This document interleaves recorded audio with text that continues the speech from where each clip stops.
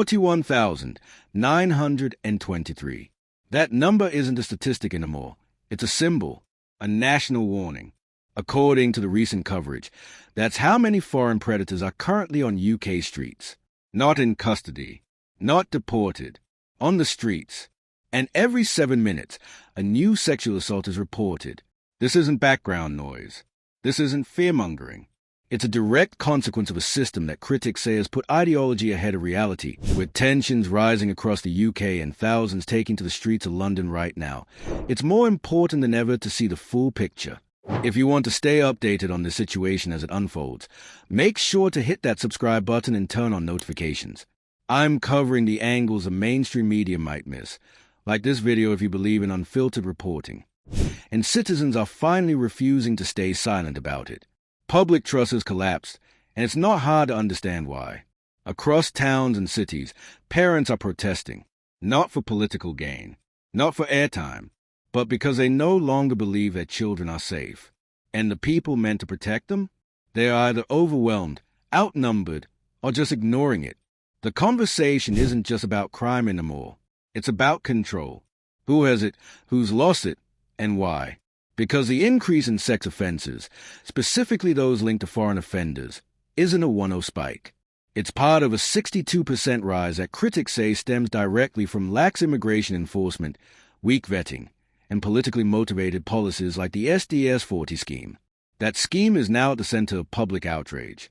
Critics claim it's not just a policy, it's a strategy, one designed to change the demographic makeup of the country in ways that secure long-term political advantages. That's not speculation. That's the accusation being made by politicians, commentators, and furious citizens. They say the government has traded public safety for future votes. And in doing so, they've allowed violent offenders to embed themselves into communities without accountability. When crimes are committed, nationality data is often omitted from reports. Backgrounds are blurred. Patterns are concealed. Because if you don't name the problem, you don't have to answer for it. This silence has become the norm. It's also become dangerous. Protests are erupting across the country. Families are demanding answers. They're asking why offenders with violent records are allowed to stay. They're asking why deportation laws are barely enforced. They're asking why the state is more concerned with optics than outcomes. And while those questions go unanswered, the streets become more unsafe. Police are pulling out of high-crime areas, not because they don't care, but because they can't cope. There simply aren't enough officers, resources, or political support to meet the demand. Meanwhile, underground self-defense networks are growing. I know things feel really heavy in the UK right now. There's a lot of division and noise on the streets, but I want this channel to be a place where we can come together. If you want to be part of a supportive community, please subscribe. And like this video to show some love to everyone feeling anxious about the state of things right now. Stay safe out there, everyone. Mothers are tracking their daughters' movements. Citizens are forming community patrols. These aren't fringe responses. They are desperate measures from people who decided they can't wait around for the system to protect them anymore. And still, the state continues to clamp down on the wrong people. British citizens face harsh legal consequences for minor infractions, while foreign offenders, according to the reports, are given leniency. Some are released early. Some never face charges, all while communities are left to pick up the pieces. The narrative has become impossible to ignore. The system is broken, and it's breaking people with it. It's not just British citizens who are calling it out. International voices are weighing in too. Former U.S. President Donald Trump has openly criticized Britain's border policies, calling the situation a case of national self-destruction. He's pointed to U.S. deportation tactics, over 800,000 illegal immigrants removed under ICE, and contrasted that with the UK's inaction. And whether you like him or not, his criticism echoes what millions of people in Britain are already thinking. How did it get this bad? And why hasn't anyone been held accountable? Because accountability is the core issue here. It's not just about who's crossing borders. It's about what the government is doing once they get here. And right now, the perception is that very little is being done at all. Critics say this isn't about incompetence anymore. It's about deliberate decisions. Policies that are being maintained despite overwhelming evidence of their failure. Legal protections that benefit criminals over victims. and a justice system that has become more focused on avoiding controversy than delivering justice. And this is where trust dies. When people feel like they are being lied to, silenced, or sacrificed for political convenience, they stop cooperating. They stop reporting crimes. They stop believing that the government is acting in their interests. And that disillusionment, it doesn't just vanish. It festers. It grows. It spreads. The social contract, already strained, is now being described as completely dissolved. Citizens are being forced into a state of hyper-awareness, watching, tracking, protecting themselves, because relying on the government has become, in many people's minds, a risk, and all of this is happening in real time. The crime numbers are rising. The protests are growing. The government, still pushing the same narrative, still clinging to the SDS-40 scheme, still avoiding key reforms that critics say could reverse the damage. And the people are noticing. They are noticing how you've seen the headlines, but the atmosphere down here is completely different. Subscribe so you don't miss the raw footage I'm releasing later this week, and like this video to help push this unfiltered reporting up the algorithm. Foreign offenders are protected under human rights laws, even when they committed violent crimes. They are noticing how demographic data is scrubbed from crime reports. They are noticing how deportation policies are buried under layers of international red tape, and how that tape is never cut. Critics argue that the government has created a system where weakness is coded into the law, where national security is intentionally diluted in the name of political preservation. The consequences of that approach are already here. Migration centers going up in flames, vigilante groups emerging, and a justice system under fire from every direction. What's being described isn't just a policy failure. It's a systemic collapse, a betrayal of the social order, a prioritization of ideology over identity, of control over safety. And at the core of it all is a chilling accusation that the government is using immigration not as a response to humanitarian need, but as a tool to reshape the electorate. That safety, tradition, and sovereignty have all been traded for demographic leverage. And if that's even partly true, then this crisis isn't just mismanagement. It's sabotage. Sabotage of communities. Sabotage of safety. Sabotage of the very definition of what it means to live in a secure, sovereign country. And it's no wonder that people are now calling for drastic reform. Not just tweaks. Not just surface-level apologies. Real change. Deportation units. Rewritten international agreements. Hard resets on the way immigration and criminal justice intersect. Because what's happening right now is a slow-motion unraveling of a country's core. And once it's gone, once trust and order are fully eroded, what's left? If you're watching this and wondering when things will go back to normal, the uncomfortable truth might be, they won't unless someone takes control of the situation with honesty, clarity, and actual courage. And as of now, that leadership is nowhere to be seen. So the question becomes, how much longer are people expected to wait? How many more protests? How many more victims? How many more statistics, brushed off and diluted by the political machine? Because once a population realizes the state is no longer on their side, they don't just get angry, they change. And that change is already happening. We want to hear your thoughts. What do you think is driving the silence from leadership? Do you believe these policies are about safety or strategy? Comment below. Share this video with someone who needs to see what's actually happening, not what's being filtered through PR spin. And subscribe to stay up to date, because the situation is moving fast, and the truth isn't going to come from the top. It's coming from people like you, and people who are done staying quiet. With tensions rising across the UK and thousands taking to the streets of London right now, it's more important than ever to see the full picture. If you want to stay updated on the situation as it unfolds, make sure to hit that subscribe button and turn on notifications. I'm covering the angles the mainstream media might miss, like this video if you believe in unfiltered reporting. If you've been watching the headlines and wondering how we got here, how the UK, a nation once known for its tight borders and strict justice system, is now being described as overwhelmed, unsafe, and out of control, this is how. Because when you allow policy to be driven by ideology instead of reality, when political survival takes priority over national security, this is where you end up. A country where citizens are protesting to be protected, and where the state seems more interested in silencing dissent than solving the problem. What we're witnessing in real time is a kind of control collapse. Not because there isn't enough money, not because there aren't enough resources, but because, according to critics, there isn't enough political will. The SDS-40 scheme is ground zero for this outrage. It's not just a bureaucratic misstep. It's being described as a deliberate mechanism of demographic engineering, a system designed to reshape the voter base, ensuring long-term political dominance under the guise of humanitarian outreach. And while that's happening behind closed doors, out here, the consequences are loud. Violent clashes between migrants and police, reports of assaults skyrocketing, predators not just in the shadows, but in neighborhoods, schools, parks. A sexual assault every 7 minutes. Police stretch to their limits, retreating from entire zones, leaving citizens to fend for themselves. It's not just unsustainable. It's terrifying. And what's equally terrifying is the way officials continue to handle it. They deny, they delay, they deflect, but they don't fix. And when people ask real questions, when they demand the hard data, when they bring up crime statistics or mention the 62% rise in foreign sex offenses, they are met with silence. Or worse, with accusations of bigotry, hate, or misinformation. This tactic, labeling public concern as extremist, isn't new. It's been used before. But now, it's failing. Because the truth is too obvious, too visible, too personal. People aren't reading about this in abstract anymore.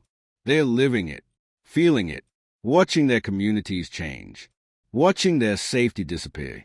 And when you've got mothers carrying tasers illegally because they know reporting threats won't help, when you've got teenagers coordinating walking routes in group chats to avoid certain areas, when you've got entire towns installing surveillance cameras privately because their local stations have shut down, that's not paranoia. That's survival. And survival shouldn't be this hard. I know things feel really heavy in the UK right now. There's a lot of division and noise on the streets, but I want this channel to be a place where we can come together. If you want to be part of a supportive community, please subscribe. And like this video to show some love to everyone feeling anxious about the state of things right now. Stay safe out there, everyone.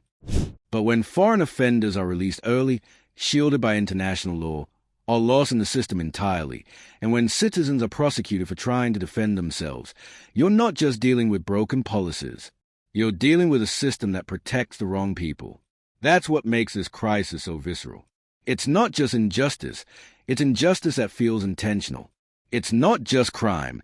It's crime tolerated in the name of political sensitivity. It's not just failure. It's the sense that no one in power is even trying to course correct. Critics say it plainly. The government is no longer functioning for citizens. It's functioning for itself, to protect its narrative, to maintain control, to preserve its image on the world stage, even if it means letting the country rot from within. And meanwhile, the people who pay taxes, obey laws, and try to raise families in this chaos, they are being ignored. Or worse, gaslit. They are told, things aren't as bad as they seem. They are told, this is just the cost of being a diverse society. They are told, you're overreacting. But they are not overreacting. They are responding to a government that, by every metric, is failing its most basic duty, to protect its people. We're now seeing that failure manifest in every direction. Burnt-out law enforcement, unchecked criminal networks, grooming gangs, migrant centers being protested, entire sections of the public taking safety into their own hands. And while that's happening on the ground, the government continues to point fingers at previous administrations, at international courts, at media bias, at misinformation. But at some point, you run out of people to blame. At some point, you have to answer for what you've done or what you've allowed to happen. And what's been allowed, according to this report, is staggering. 41,923 predators on UK streets. A 62% surge in foreign sex offenses. A violent incident every 7 minutes. The mass early release of offenders. And not nearly enough deportations to even begin correcting the crisis. That's not just a scandal. That's a national emergency. And still, no emergency powers. No special task forces. No rapid reform. Just empty statements. Delays. Distractions. It's no wonder the public is starting to talk about this as betrayal. Because when the state ignores every red flag, when it refuses to act in the face of evidence, what else do you call it? Bureaucratic error? You've seen the headlines, but the atmosphere down here is completely different. Subscribe so you don't miss the raw footage I'm releasing later this week, and like this video to help push this unfiltered reporting up the algorithm. Policy misjudgment? No. At this scale, at this cost, with this much loss of life, safety, and order, it becomes betrayal. A betrayal of trust, of duty, of the very foundation of the state. And now the pressure is building. The population is angry, and not just on the fringes. This is across class, age, political lines. People who normally wouldn't agree on anything now agree on this. Something has gone horribly wrong. And if those in charge won't fix it, the public is ready to replace them with people who will. This is what happens when silence becomes complicity, when bad policy becomes intentional, when governments stop listening. It's not just a crisis of law. It's a crisis of legitimacy. And once you lose legitimacy, you don't get it back with a press release.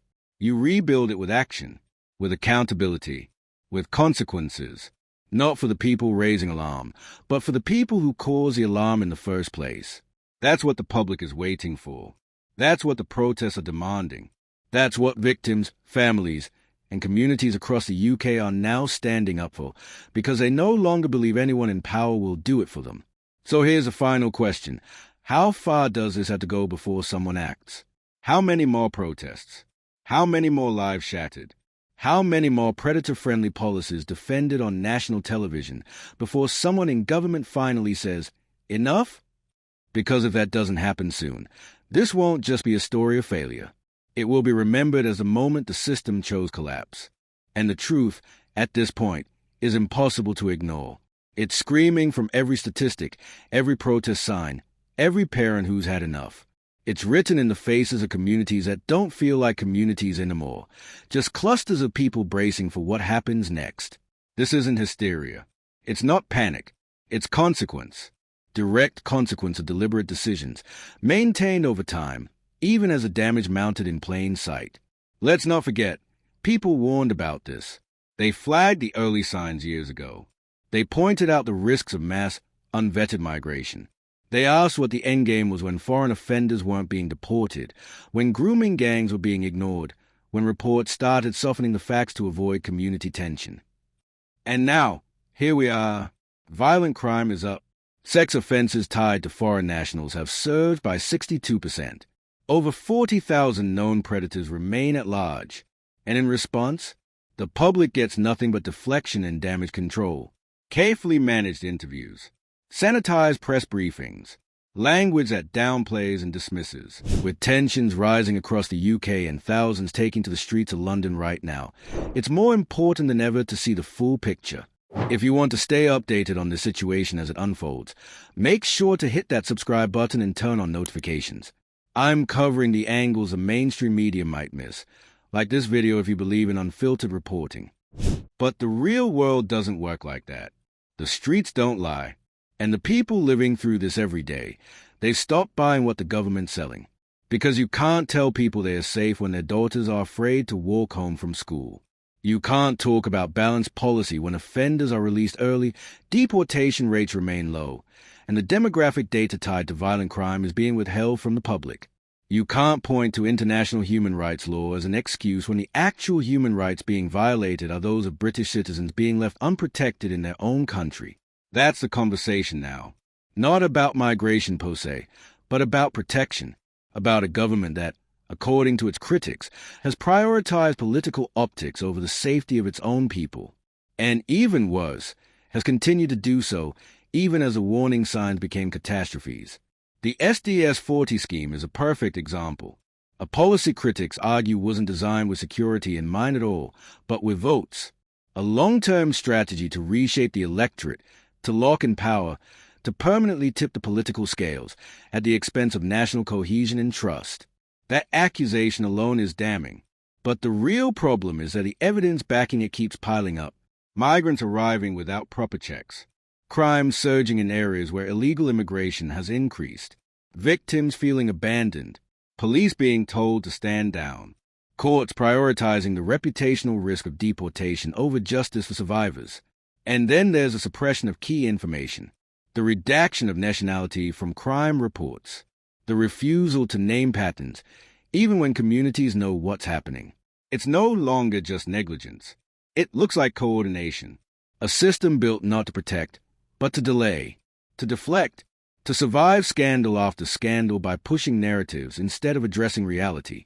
But that strategy, it's starting to fail, because people are angry, and not the kind of anger that burns out in a news cycle.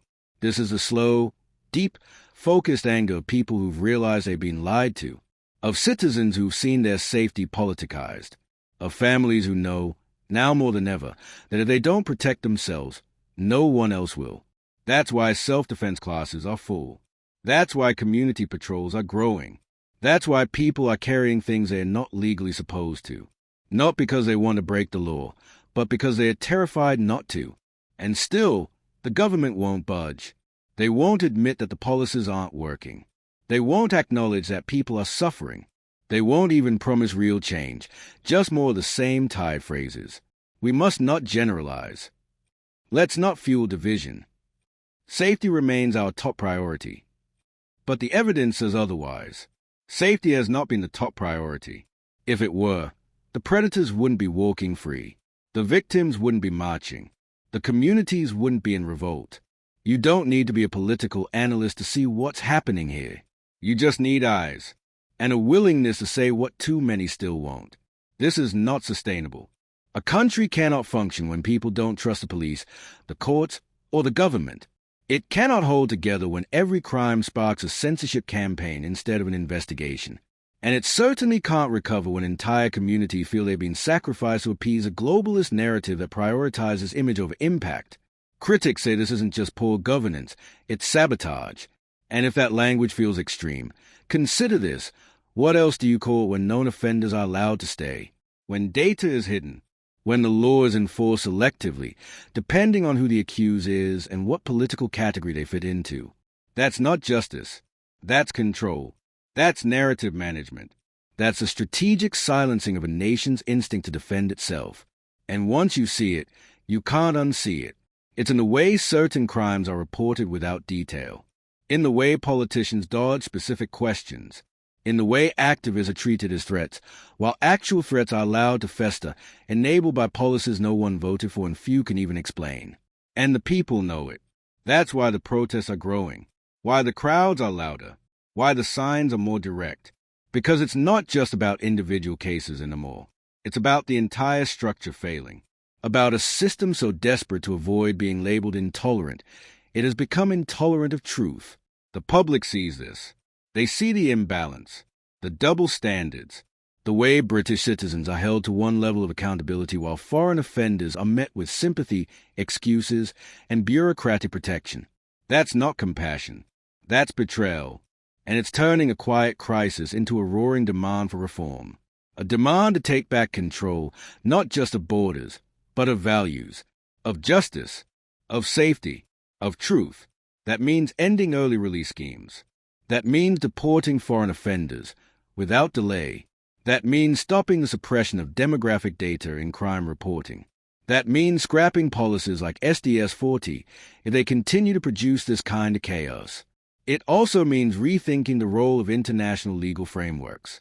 Because if global agreements prevent you from protecting your citizens, maybe those agreements need to go. National security must come first, not as a slogan, not as a debate point, as a principle, one that doesn't get negotiated away to maintain appearances. And if the government won't do it, the people will demand leaders who will. Because this isn't about party lines anymore. It's about survival. It's about whether Britain remains a country that protects its people, or a country that lectures them while letting them fall. We're at a tipping point. The next steps matter, and they'll be watched closely. By voters, by victims, by communities that no longer believe in the promises of the past. And if this government thinks it can ride out the storm by waiting for the outrage to fade, they are wrong. This isn't outrage. It's awakening, and it's only just begun. Let's be absolutely clear. What's happening right now in Britain is not business as usual. This is not a temporary misstep. This is not the result of growing pains or transitioning to a more inclusive society, as some officials have tried to spin it. This is breakdown. Full stop. And everyone knows it. The only people pretending otherwise are the ones still clinging to political careers that should have ended the moment these numbers came out. Because once the public realized there were 41,923 foreign predators on the streets, that sexual assaults were happening every 7 minutes, and that the justice system was releasing offenders early, something snapped. The silence was no longer tolerable. The excuses were no longer acceptable. The gaslighting? No longer effective. The outrage didn't start in Parliament. It didn't start on the news. It started with parents, teachers, local community leaders, ordinary people watching the system unravel and realizing no one at the top was going to stop it. No one was going to admit the truth. No one was going to protect their kids. And so they took matters into their own hands. Protests, petitions, independent investigations. They started exposing what officials refused to even acknowledge, that Britain's immigration policies, law enforcement procedures, and so-called inclusivity frameworks had become loopholes for violent offenders to exploit. And who paid the price? Not the politicians, not the policymakers, not the people signing off on SDS 40 and patting themselves on the back for being progressive. It was the girls walking home from school, the women assaulted in public parks, the families forced to live next door to convicted criminals because housing was limited and deportation was complicated. The government has tried to soften it. They've tried to hide behind bureaucracy and legal process. But it's not working anymore, because people aren't stupid. They know when they are being lied to. They know when crime is up. They know when police are stretched too thin. They know when entire communities start whispering the same thing. We're not safe anymore. Let's talk about the double standards, because that's where the fury lives. When a British citizen commits a crime, they are prosecuted, punished, and shamed in the national press. But when a foreign national, often without papers, often with a criminal history, commits a violent offense, suddenly it's a delicate matter. Suddenly it's legally complex. Suddenly, the press forgets to mention their background. Why? Because we've created a system where truth is secondary to narrative, where facts are only allowed if they don't offend the wrong people, where public safety is a balancing act between political damage control and virtue signaling. And if you think people don't notice, look at the protests. Look at the numbers. Look at the online outrage. This isn't fringe anymore. This is mainstream. People from all walks of life, left, right, apolitical, are saying the same thing. We want our country back. We want our safety back. We want our voices back. But those voices are being drowned out by a media class that doesn't want to admit its complicity, by a political class that refuses to accept accountability, and by a justice system that's been stripped of its spine. Because that's what this is now, a crisis of accountability. The public isn't just angry at the offenders. They are angry at the enablers, at the judges who release them, at the officials who protect them, at the journalists who refuse to cover them honestly, at the bureaucrats who hide behind procedural constraints while entire towns spiral into fear and disorder. You know what that fear looks like? It looks like parents walking their kids to school every morning, scanning the streets like bodyguards. It looks like women sharing GPS locations with friends before they step outside. It looks like neighborhoods raising money to install private security cameras because the police no longer show up unless there's blood. And through all of it, there's this bitter realization settling in, we're on our own. Because if 41,923 predators can walk free, if sex crimes can rise by 62% and the system still won't change, what else are people supposed to believe? This isn't just about numbers. It's about betrayal. Betrayal by leaders who swore to protect their people. Betrayal by a system that punishes the innocent for demanding justice. Betrayal by a state that now feels foreign to the very people who built it. And all of this, every protest, every outcry, every desperate act of self-defense, is a result of political cowardice. Leaders who care more about re-election than reality. Who care more about international applause than national survival. That's why they hide behind human rights legislation when deportation is the obvious answer. That's why they release criminals early while preaching about prison reform. That's why they block reports, redact demographic details, and act shocked when the public demands the truth. Because in their world, appearances matter more than lives. But out here, in the real world, lives are being destroyed while they fine-tune their next press statement. And here's where it gets even darker. This isn't just failure, it's strategy. Critics argue this chaos is by design. That policies like SDS-40 were never about humanitarian aid or asylum or economic support. They were about numbers. Demographic numbers. Electoral numbers. Votes. That's a theory. If you flood the country with new arrivals, give them access to resources, shield them from criticism, and eventually fast-track them into citizenship, what you've really done is built a voting bloc. A loyal one. One that keeps the ruling party in power, no matter how bad things get. And if a few communities collapse in the process, if women no longer feel safe, if parents had to become bodyguards and citizens become vigilantes, collateral damage. This isn't policy failure. It's policy success for a very specific, very cynical goal. And that's why people are done waiting, done trusting, done hoping things will get better on their own. They won't. Not without real, public, unapologetic reform. That means scrapping SDS-40. That means deporting foreign offenders immediately. No more delays, no more rights for those who destroy others' rights. That means ending the suppression of crime data. That means protecting the public first and dealing with political consequences later. Because the consequences of inaction, we're already living them. And if nothing changes, then this isn't just a broken country. It's an abandoned one. So let's say it, again, loudly, without fear. This is a national crisis, and it's been allowed to happen. Not by accident. Not because of some global event. Not because the system was overwhelmed by surprise. No, this is a result of deliberate choices made by people who knew the risks and did it anyway. People who watched the numbers rise, assaults, early releases, deportation failures, and chose to look the other way. Who prioritized political agendas over basic safety.